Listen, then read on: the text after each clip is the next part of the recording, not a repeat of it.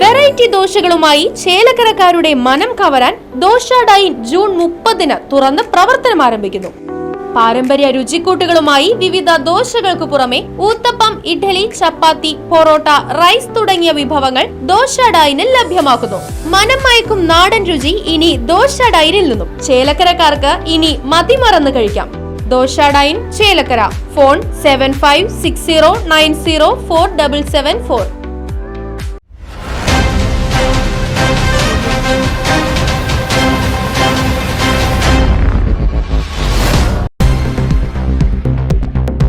ചേലക്കര ഗ്രാമപഞ്ചായത്ത് കെട്ടിടത്തിൽ പ്രവർത്തിക്കുന്ന ജനകീയ ഹോട്ടലിനുള്ളിൽ വലിയ ചോർച്ച.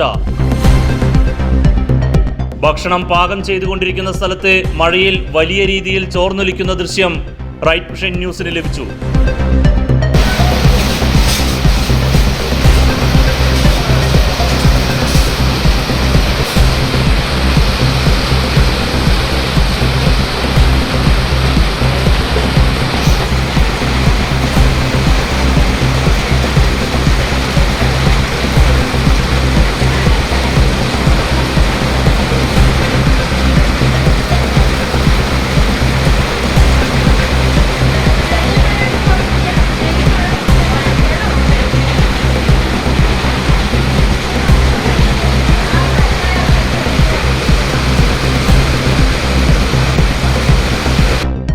CPIM ഭരിക്കുന്ന ചേലക്കര ഗ്രാമപഞ്ചായത്ത് ഭരണസമിതിയുടെയും ഉദ്യോഗസ്ഥരുടെയും മൂക്കിന്റെ തുമ്പത്തുള്ള ഈ വലിയ പ്രശ്നം പരിഹരിക്കുവാനാകാത്തത് കടുത്ത അനാസ്ഥ.